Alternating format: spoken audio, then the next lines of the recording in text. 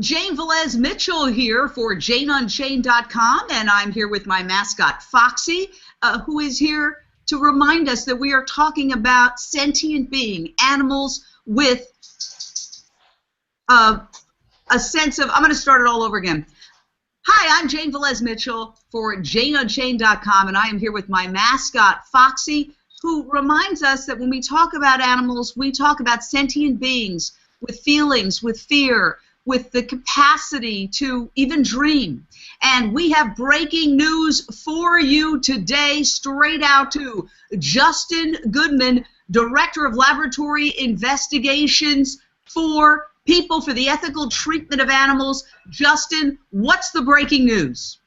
So actually, Jane, for the first time in history that we know of, members of Congress have requested formally from the National Institutes of Health a bioethical review. So this is a scientific and ethical review of incredibly cruel and painful psychological experiments that have been conducted on baby monkeys for more than 30 years at a government laboratory in Maryland that we exposed this fall. Now, I saw some of this video, and I know that Donnie Moss from theirturn.net, my associate and collaborator, also saw it. I have to tell you, I didn't want to see it because I knew it was going to be the stuff of nightmares. I knew it was going to make me incredibly depressed, and unfortunately, I was right. It's hideous, it's vicious, it's barbaric, in my opinion. It's just something medieval.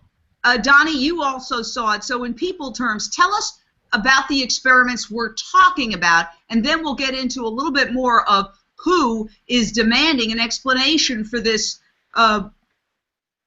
this atrocity. Jane, over the years, the NIH has used hundreds of monkeys in these experiments. About half of them have been used in maternal deprivation studies, which really are the most gut-wrenching. I would encourage everyone to watch the video and bear witness. When you see the NIH researchers sedating a mother who has her infant on top of her, and that infant is frantic, trying to wake that mother up, and simultaneously the NIH scientists will put a snake or a fake snake into the cage, which will further terrify the monkey, which then further wants to wake up his or her mother. This research is so unnecessary, it's so barbaric. I was thinking, Jane, if there was a museum of torture, this is the kind of footage that would be projected onto a screen.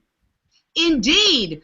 I was just in Central Europe, and there are a lot of medieval torture museums, and this does look like it belongs in one of those medieval torture museums.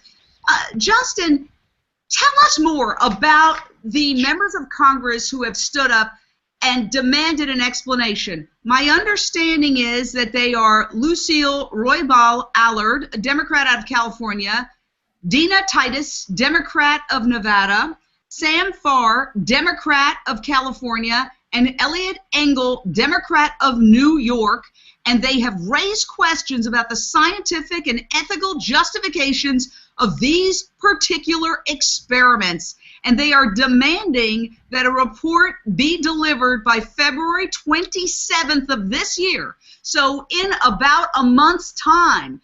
Tell us how this all came about and how PETA played a role in it. Sure. So the experiments that Donnie described, that he did a great job of graphically explaining what happens to these monkeys, are the legacy of someone named Harry Harlow. And anyone who ever took a psychology course in college might remember some of the most notorious experiments in history were maternal deprivation experiments by Harry Harlow, in which these baby monkeys were taken from their mothers at birth to traumatize them and put in what are called pits of despair. That were these metal chutes where the babies could not see anything outside. They had no contact with other monkeys, and they were just completely isolated to intentionally drive them mad. Some of them literally died of depression.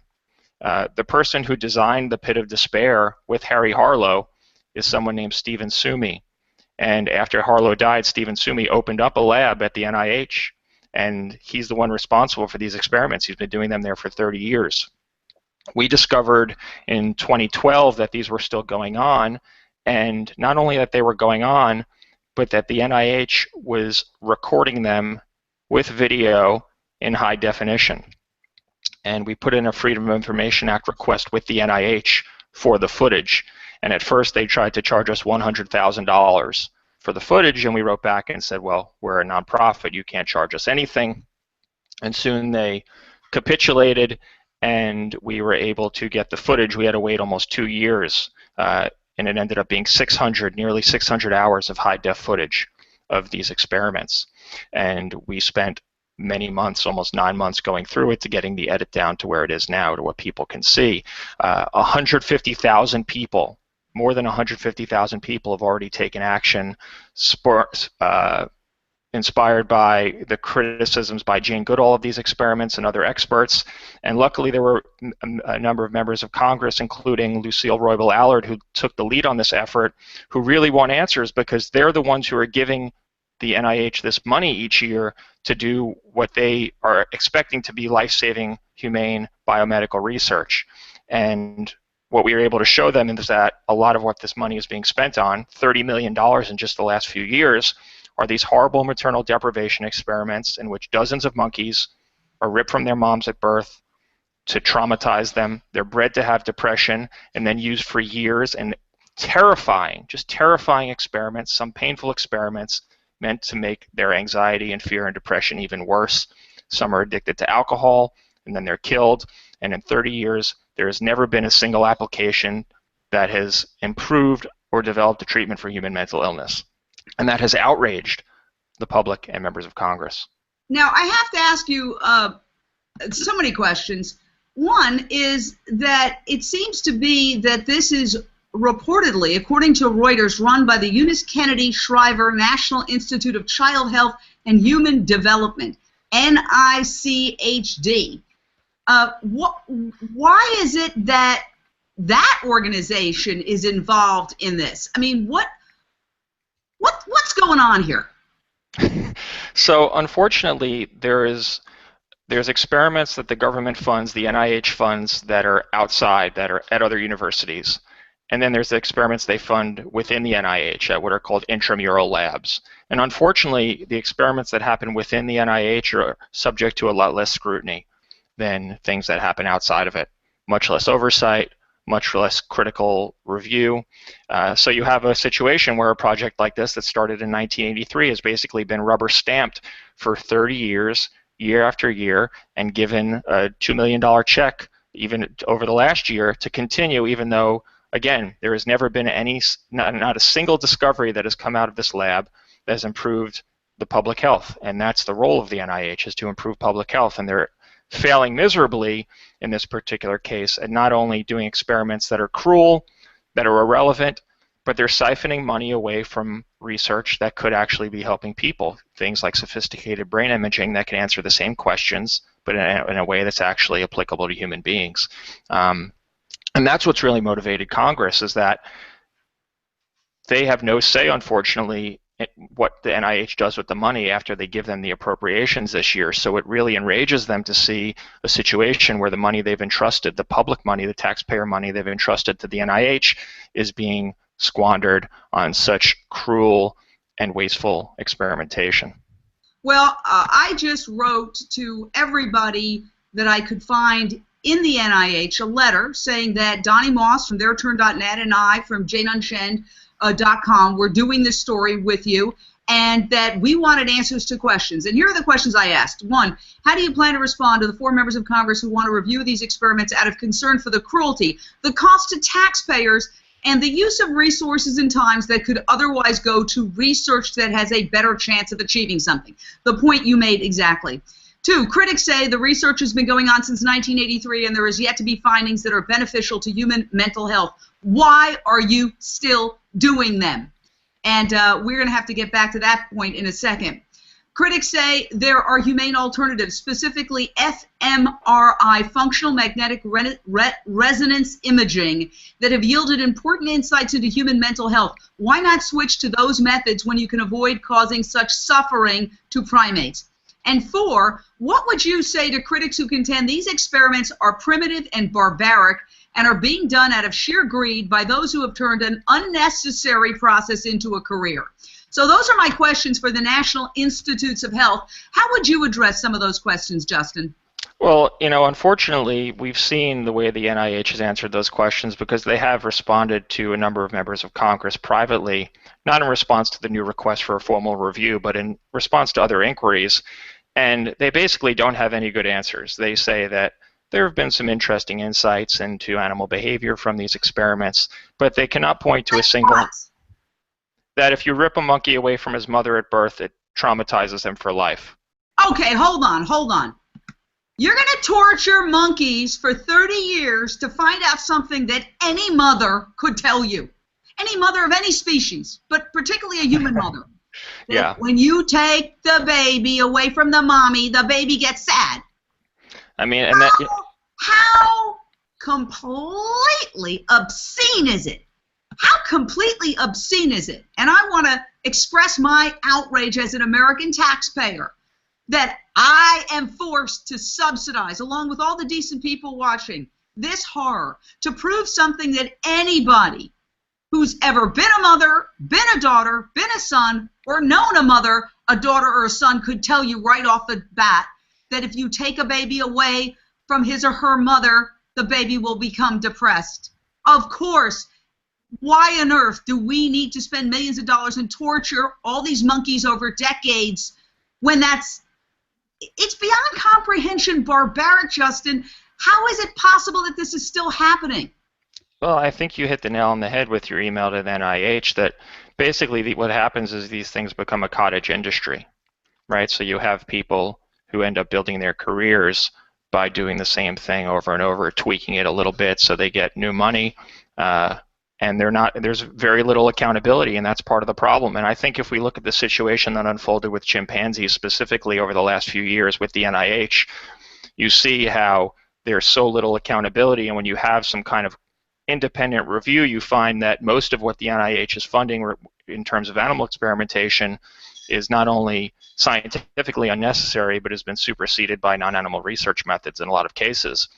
So in essence, we're asking the NIH to simply perform the same rigorous review that it did with chimpanzees to this particular case, and we are confident, Jane Goodall is confident, people who used to conduct these experiments and have since sworn off them because they're so horrible and stupid, all agree that if someone sits down and is unbiased and does a review of this, they're going to find that these are cruel, they're needless, and that there's better ways the NIH could be spending its money, and that's why the members of Congress asked for this review, because they're not confident that the oversight mechanisms that are in place have properly evaluated the project. And I want to say that even though we did send an email, I believe, to him, at least we had his email address, Dr. Stephen Suomi, or Sumi, who is the scientist in question at the center of this, is invited on JaneUnchained.com anytime. I would love to ask him some questions. I can't independently confirm what Justin said about your involvement with those earlier experiments, the Harlow experiments, but you're invited on anytime, Doctor. Donnie Moss of Veriturn.net. You're a taxpayer too. We're all everybody here talking is a taxpayer.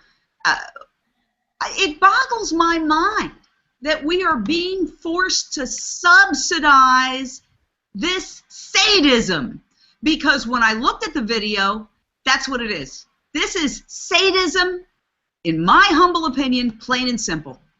Jane, people really need to watch the video for themselves to understand that what it is government-sponsored terrorism of infants. When I saw the video the first time, I immediately thought of the dramatic reenactments of waterboarding you see on shows like Homeland.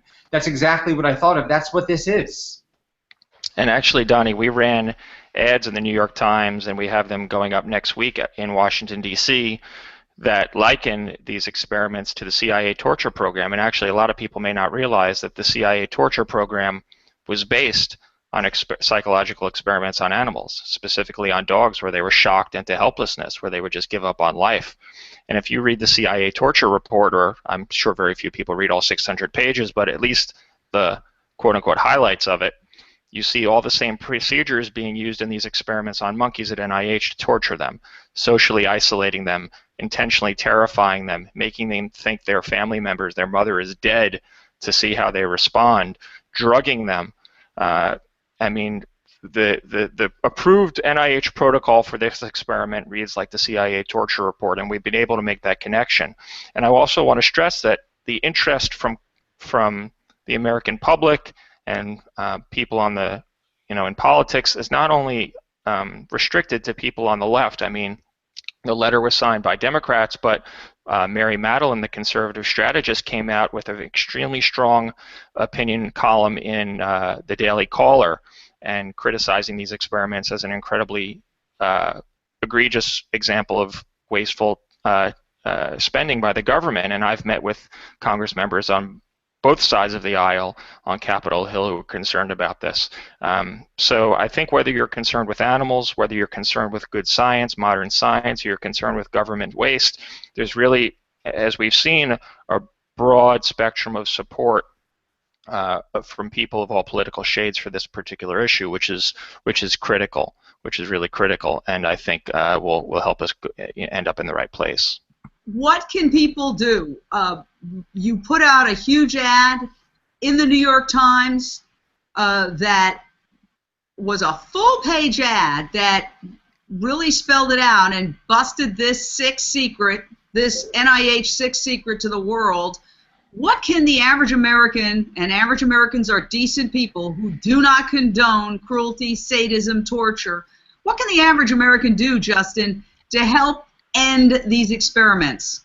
People can go to PETA.org/NIH child abuse, and probably if you go to our homepage right now, you can also find it, where you can see the video and also write to your members of Congress and the National Institutes of Health to voice your objection to the experiments. We're asking other members of Congress to join Congresswoman Roybal Allard and her colleagues in pushing for this review and for more scrutiny of the experiments. And also, again, people can contact the NIH directly, and again, that's at PETA.org/NIH child abuse. We have another ad campaign being rolled out all around DC on Monday. We have some events on Capitol Hill coming in the next couple of weeks. So we're really keeping the pressure on and trying to build on the momentum we've had for the last few months, and that's really been bolstered by these compassionate members of Congress who are speaking out. Final thoughts, Donnie? If these were our companion animals, dogs and cats who were subjected to these experiments, people would be rioting in the street. So I would just ask everybody to project their feelings for their own animals onto these infant monkeys when taking action. I want to thank Justin Goodman from PETA. I want to thank PETA for bringing this monstrosity, this atrocity, this barbaric practice to light. And I have to tell you that when I saw this video, it broke my heart. It broke my heart that anybody would not only try to find a justification for doing this once, but for doing it over and over again, over decades, and then would dare use science to challenge anyone who has the guts to question this. It's one day we're going to look back. We're going to look back at that video, and we're going to say, what was wrong with the human race? Yeah. I mean, I think we're already in that place now. I think that the NIH's response to members of Congress, to members of the public, to doctors, to scientists who have contacted them has been utterly pathetic. I mean, they really don't have a defense for this. So I think we're in a place where all decent people think that this is unacceptable in the 21st century, both ethically and scientifically, and it won't be long before it's done. From your mouth to God's ear, Janevelez-Mitchell for Jane Unchained, signing off.